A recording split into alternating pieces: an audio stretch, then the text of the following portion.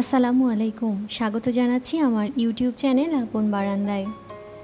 ছাদ বা বেলকনিতে কেন বাগান করবেন? শহরের ইট পাথরের মধ্যে ছুটে চলার বিরাম নেই। দিন শেষে প্রকৃতির একটু কোমল সজীবতা পাওয়ার জন্য মন কেমন করে ওঠে। তাই বলে ফ্ল্যাট বাসায় বাগান করবেন না তা তো হতে পারে না। বরং ছাদে কিংবা বারান্দায় করে ফেলতে পারেন এক টুকরো সবুজের ছোঁয়া। টব কিংবা কিছুটা জায়গা জুড়ে মাটি ফেলে করে নিতে পারেন ছাদ বাগান বা বারান্দা বাগান। তবে কিছুটা বাধা নিষেধ তো থাকবেই।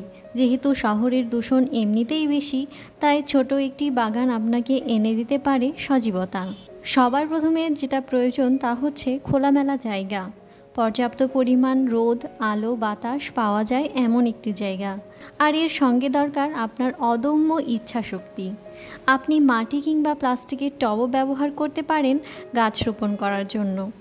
টব নির্বাচনের পর অবশ্যই ড্রেনেজ সিস্টেমটা বুঝে নিতে হবে, যেন মাটিতে পানি জমতে না পারে। মাটি রেডি করার সময় সার মেশাতে একদমই ভোলা যাবে না।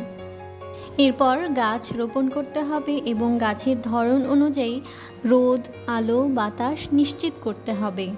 প্রতিদিন না হলেও গাছের মাটি শুকিয়ে গেলে অবশ্যই গাছে পানি দিতে হবে।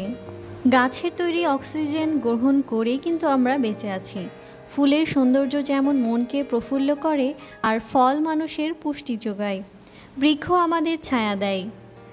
কাজের গাছটিও জ্বালানি হিসেবে ব্যবহার করা হয়। শিল্পের নানা উপাদান হিসেবে গাছের কিন্তু বহুল ব্যবহার রয়েছে। গাছের সীমাহীন গুরুত্ব জানা সত্ত্বেও আমাদের বনগুলোর অবস্থা হতাশাজনক। অনেকেই ভাবেন গাছ লাগানো কি ভালো? অবশ্যই গাছ লাগানো ভালো। প্রকৃতির ঋণ শোধ করার সাধ্য আমাদের নেই। গাছ রোপণ করে কিছুটা হলেও আমরা দায়মুক্ত হতে পারবো। তাই ছাদ কিংবা ব্যালকনিতে চাইলেই আপনি একটি ছোট্ট বাগান করতে পারেন, অথবা ঘরের ভেতরেও বিভিন্ন রকমের ইনডোর প্ল্যান্ট দিয়ে শুরু করতে পারেন। বাগান করতে হলে অনেক গাছের প্রয়োজন নেই। যে গাছগুলো আপনার ভালো লাগে সেগুলোই আপনি রাখতে পারেন আপনার ছাদ কিংবা ব্যালকনি বাগানে। শুরু করতে পারেন ইনডোর প্ল্যান্ট দিয়ে। খুব সহজেই পরিচর্যা করা যায় এমন কিছু গাছ দিয়ে, যেমন money plant, snake plant, lucky bamboo ইত্যাদি। আমি জানি না এখন পর্যন্ত আপনারা আমার ভিডিওটি দেখছেন কি না। ভিডিওটি ভালো লেগে থাকলে কিংবা কোনো ধরনের কোনো উপকার পেয়ে থাকলে অবশ্যই একটি লাইক এবং কমেন্ট করতে পারেন। চাইলে আমার চ্যানেলটি সাবস্ক্রাইবও করতে পারেন।